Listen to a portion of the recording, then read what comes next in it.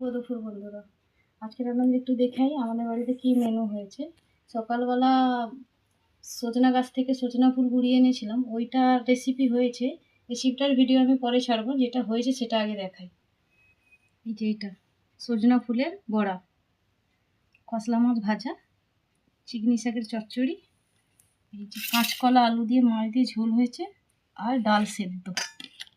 এটা হচ্ছে আজকের আমাদের মেনু। তো আপনাদেরকে আমি একটু দেখাই যে কেমন হয়েছে খেতে।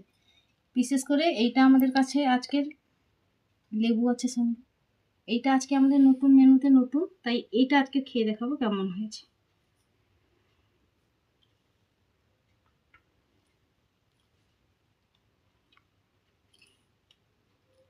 হ্যাঁ, ভালো হয়েছে।